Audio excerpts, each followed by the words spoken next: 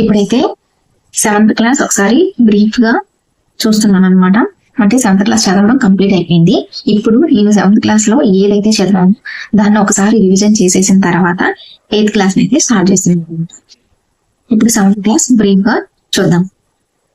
First semester లో అక్షరం, మాయా కమ్మలి, చిన్న శిశువు, మర్రి చెట్టు, పత్తి పరిమళం. అక్షరం వచ్చేసి రావినూతల, ప్రేమ కిషోర్, ఇతివృత్తం చదువు, ప్రక్రియ వచ్చేసి వచన కవిత. మాయా కంబలి, కలువు కొలను, సదానంద, మానవ స్వభావం, జానపద కథ. చిన్ని శిశువు వచ్చేసి తాళ్ళపాక అన్నమయ్య, ఇతివృత్తం శైశవ వర్ణన, ప్రక్రియ తర్క. మర్రి చెట్టు త్రిపురనేని గోపీజీ, సహానుభూతి, స్వగతం, స్కెచ్. పద్ది పరిమళం, శతక కవులు, నైతిక విలువలు, శతకం. ఇంకా మన విశిష్ట ఉత్సవాల్లో 6 లెసన్స్ ఉన్నాయి. అవి అన్ని ఒకసారి బ్రీఫ్ గా చూద్దాం. చదువు, విశిష్టత, వచన కవిత. కవపరిచయం వచ్చేసి రావినూతల ప్రేమకిషోర్. రావినూతల ప్రేమకిషోర్ ప్రకాశం జిల్లాలో కొండపి గ్రామంలో జన్మించారు. వీరి తల్లిదండ్రులు మరియమ్మ, అంకయ్యలు. ఈయన రచనలు వచ్చేసి ఎన్టీఆర్ ఇంక్సా. ఎన్టీఆర్ ఇంక్సా అనేది నేను పెట్టుకున్న కోడ్. అంటే ఏంటి అంటే ఎన్ అంటే నిసి, టీ అంటే టామీ, ఆర్ అంటే రెక్కల పొడిమి, ఐ అంటే ఇంకు చుక్క, ఎన్ అంటే నిశ్శబ్ద గాయం, కే అంటే కలం దిబ్బ, ఎస్ అంటే శ్రమవద్గీత, ఏ అంటే అజమాయిషి. సో ఈ లెసన్ వచ్చేసి నలుగురు మోదం అనే కవిత సంపూర్ణ. ఏ పదము శరీరము, తనువు, నేత్రం, నయనాలు, కన్ను, అమ్మ, మాత, తల్లి. ప్రకృతి అంటే ఏంటంటే సాధారణంగా కర్మను గురించి తెలియజేసే సందర్భంలో మనం ద్వితీయ విభక్తి ప్రత్యయాలని ఉపయోగిస్తాము. అండ్ అచ్చులనే స్వరాలు, ప్రాణాలు, నాదాలు అని కూడా అంటారు. నిరక్షరాస్యులు మాట్లాడిన వినసొంపుగా ఉండే భాష తెలుగు భాష అని చెప్పింది ఎవరు అంటే హెన్రీ మోరిస్. కమ్మలి, మాయా కమ్మలి వచ్చేసి స్వభావం, ఇది ఒక జానపద కథ. మాయా స్వభావం, ఇది ఒక జానపద కథ. రచయిత వచ్చేసి కలువ కొలను, సదానంద. కమ్మలి, కొలను, కలువ కొలక అలా గుర్తుంచుకున్నాము. దీనికి నేను పెట్టుకున్న కోడ్ వచ్చేసి పీవీసీ ఎన్టీపీసీ పైప్స్ ఉంటాయి కదా, సో అట్లా గుర్తుంచుకున్నాను. పీవీసీ ఎన్టీపీ అంటే పి అంటే పిల్లల కథలు, శివానంద లహరి, వి అంటే విందు భోజనం, సి అంటే చల్లని తల్లి, ఎన్ అంటే నీతి కథామంజరి, టి అంటే తుస్సన్న మహిమలు, పి అంటే పరాగభూమి. సో ఇది కలువకొండ సదానంద యొక్క రచనలు. ఈయన 1966లో వచ్చేసి బంగారు నడిచిన బాట నవలకు కేంద్ర ప్రభుత్వం విద్యాశాఖ బహుమతి, అలాగే 1976లో వచ్చేసి 90 పెదవులు ఏడ్చే కళ్ళు అనే కథా సంపుటికి ఆంధ్రప్రదేశ్ సాహిత్య అకాడమీ అవార్డు, 2010లో అడవి తల్లి అనే పిల్లల నవలకు కేంద్ర సాహితీ బాల సాహిత్య అవార్డు అయితే లభించాయి. 1966, 76, 2010 అడవి తల్లి అనేది ఒక పిల్లల నవల, గుర్తుంచుకోవాల్సిన విషయం. మాయా కమ్మల్లో కోశాధికారి వచ్చేసి విక్రముడు, అలాగే ఆత్మానందుడు అనే వృద్ధ యోగి. ఈ నగరం వచ్చేసి శోభావతి నగరం. శోభావతి నగరానికి రాజు వచ్చేసి చండీదత్తుడు. అక్కడ ఉన్న నర్తకి పేరు వచ్చేసి చంచ.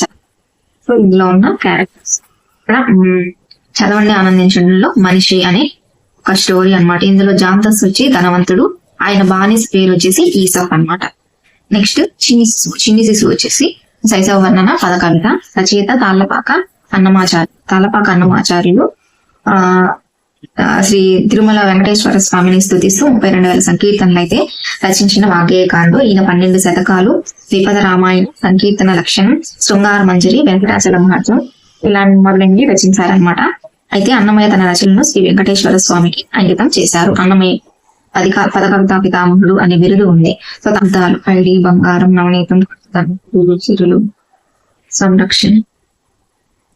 పర్యాయ పదాలు పుట్టడి, బంగారం, పుత్తడి, స్వర్ణం, అద్దం, దర్పణం, ముఖం, తండ్రి, అయ్య, నాన్న, కురులు, శిరోజాలు, కేశాలు. పరస్పరాలకు పరస్పరం ఏకాదేశం కావటం. ఈ విధంగా తప్పకుండా జరిగే సంధిని నిత్యం అంటారు. ఒక విధంగా తప్పకుండా జరిగే సంధిని నిత్యం అని అంటారు. పూర్వస్వరంగా ఆ అనే అచ్చు ఉంది, పరస్వరంగా ఆ ఉన్నప్పటికీ వాటి మధ్య సంధి చెరగలేదు. ఇక్కడ మా అయ్యలో మా ప్లస్ మాయమ్మ, మా ప్లస్ అమ్మ. ఇప్పుడు ఈ 2 స్వరాల మధ్యన అదనంగా ఈ అనేది వచ్చి చేరుతుంది. మా యమ్మ, యా అనేది వచ్చి చేరుతుంది. ఈ విధంగా సంధి జరగని స్థితి నిషేధం. వైకల్పికం అంటే ఒక చోట ఒకేసారి వ్యాకరణ కార్యం ప్రవర్తించి మరొకసారి ప్రవర్తించకపోవడం. ఇలా ఒకసారి జరగడం, ఒకసారి జరగకపోవడం, దీన్ని వైకల్పికం అంటారు. బహుళం అంటే కొన్ని చోట్ల నిషేధంగా, కొన్ని చోట్ల నిత్యంగా, కొన్ని చోట్ల వైకల్పికంగా, కొన్ని చోట్ల అన్ని విధంగా జరిగితే, ఇలా జరిగితే దాన్ని బహుళం అని అంటారు. సాధారణంగా కారణము, ఉపయోగాన్ని, సాధనాన్ని గురించి చెప్పే సందర్భంలో తృతీయ విభక్తిని ఉపయోగిస్తారు.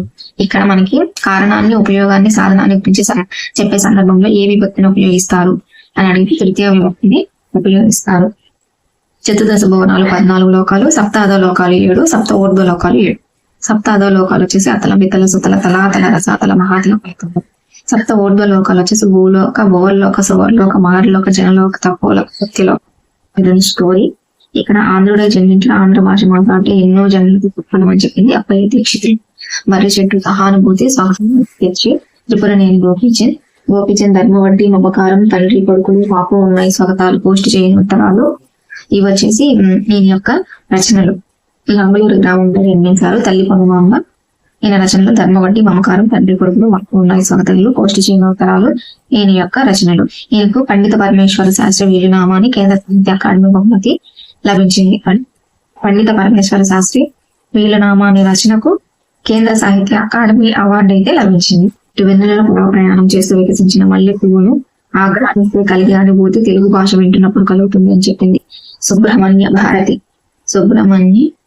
భారతి. పరిమళ నైతిక విలువలు పోతన 15వ శతాబ్దానికి చెందినవాడు. భాగవతం. అక్కి అప్పల నరసయ్య 16వ శతాబ్దం. మారడ వెంకయ్య 16వ శతాబ్దం. భాస్కర పోతులూరి వీరబ్రహ్మం 17వ శతాబ్దం. కాళికాంబ శతకం. గువ్వల చెన్నుడు 17వ శతాబ్దం. గువ్వల చెన్న శతకం. ఏనుగు లక్ష్మణ కవి 18వ శతాబ్దం. సుభాషిత రత్నావళి.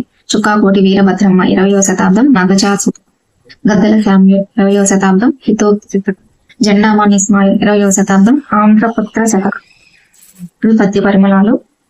నెక్స్ట్ చేయి, కరము, హస్తము, సిరిధనం, సంపద, భూమి, అవని, పొడమి, కనకం, పసిడి, ఇత్తడి, కార్మే ఉంది. ఇలా ఆకారానికి సవర్ణాలైన అచ్చు అకారమే వచ్చి సవర్ణ దీర్ఘ సంధి లోపాలు అనేవి ఏర్పడతాయి.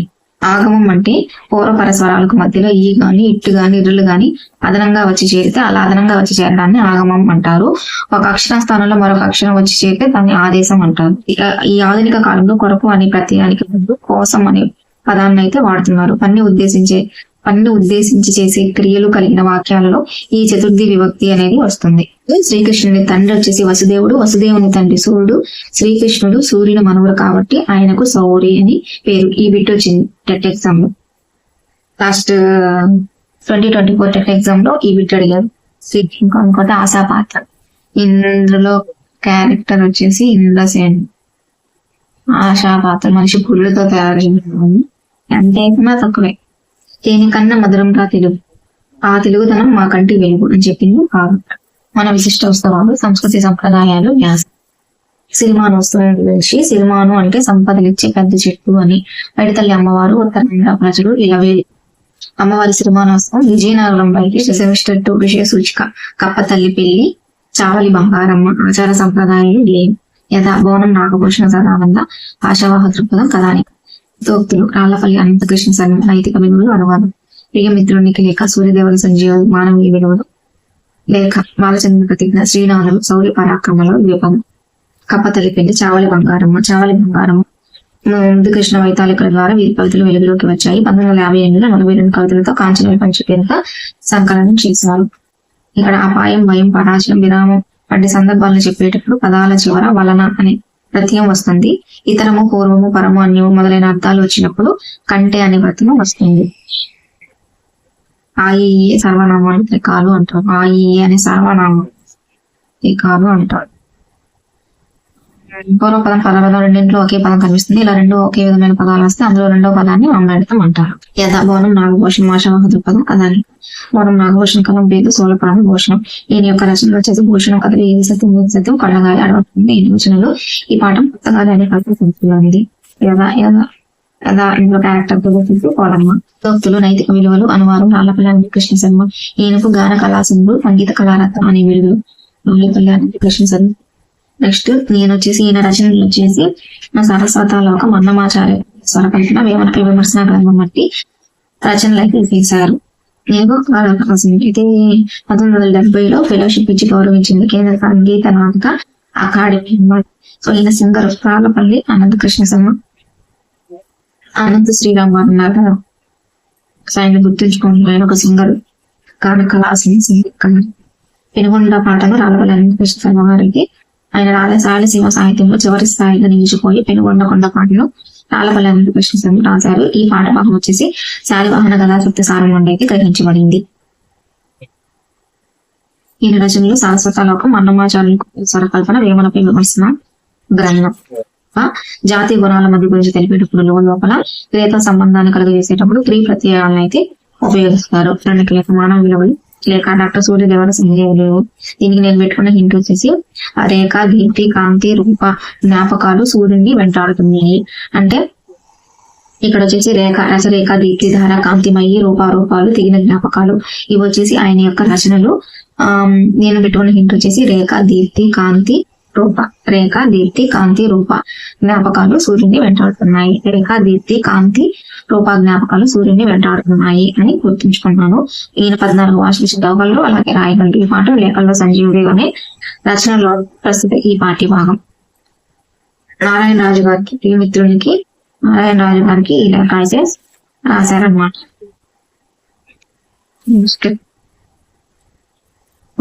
స్నేహ పొందాలు, పర్యాయ పదాలు, గురుభక్తి. దౌమ్య మహర్షి ఆశ్రమం. ఆయన పేరు వచ్చేసి దౌమ్య మహర్షి. ఆయన శిష్యుడు వచ్చేసి ఆరుని. జుగు, నాజుకు, జాజాము, నవకంబు, మల్లెపల్లి, పరిమళపల్లి, పరివాహంబు తెలుగు భాష అని చెప్పింది. రాయపురోలు సుబ్బారావు, జాజుకోము సుబ్బారావు. బాలచంద్ర ప్రతిజ్ఞ, శ్రీనాథుడు, విపద రామాయణం, సభల పరాక్రమం. శ్రీనాథుడు పెదకోమటి వేమారెడ్డి ఆస్థానంలో విద్యాధికారి. చాటు పద్యాలు ఆంధ్రదేశంతట ప్రసిద్ధి పొందాయి ఆయన రాసినవి. ఈయన మరుత్రా చరిత్ర, శృంగారం, కాశీఖండం, హరివిలాసం, పల్నాటి వీర చరిత్ర, క్రీడా వినామం మొదలైన రచనలు అయితే చేశారు. సాధారణంగా సామీప్య విషయ సంబంధాన్ని అంతటా వ్యాపించడానికి గురించి చెప్పేటప్పుడు సప్తమి విభక్తి ఉపయోగిస్తారు. సామీప్య విషయ సంబంధాన్ని అంతటా వ్యాపించడానికి గురించి చెప్పేటప్పుడు సప్తమి విభక్తిని ఉపయోగిస్తారు. సాహితీ తరంగ సంగీత రసదుని తెలుగు భాష అని చెప్పింది ఆర్కే. సంగీతం నండూరి రామకృష్ణమాచార్యులు. స్ఫూర్తిదాతలు అన్నపూర్ణ, డొక్కా సీతమ్మ. అన్నపూర్ణమ్మ, డొక్కా సీతమ్మ.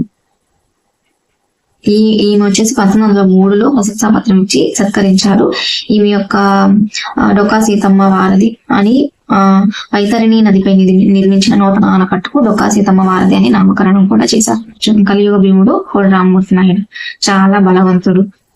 కోడి రామ్మూర్తి నాయుడు గురించి కాలకూరి నారాయణరావు ఏమన్నారు అంటే, సాధు పదవర్తి, సన్మిత్ర చక్రవర్తి, రమ్యతర కీర్తి, శ్రీ కోడి రామ్మూర్తి అని అనడం జరిగింది నారాయణరావు.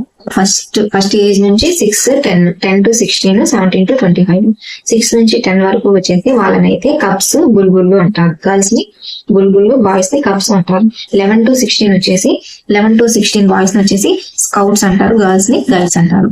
17 to 25 వచ్చేసి బాయ్స్ ని వచ్చేసి రోవర్స్ అంటారు, గర్ల్స్ ని రేంజర్స్ అంటారు. Rovers, rangers, cubs, bulbul, scout, guides. Last లో ఇవి ఆల్రెడీ చూసారు కదా. వీడియో నచ్చితే లైక్ చేయండి, షేర్ చేయండి, అలాగే మన ఛానల్ ని సబ్స్క్రైబ్ చేసుకుని సపోర్ట్ చేయండి. Thank you so much for watching. Bye bye.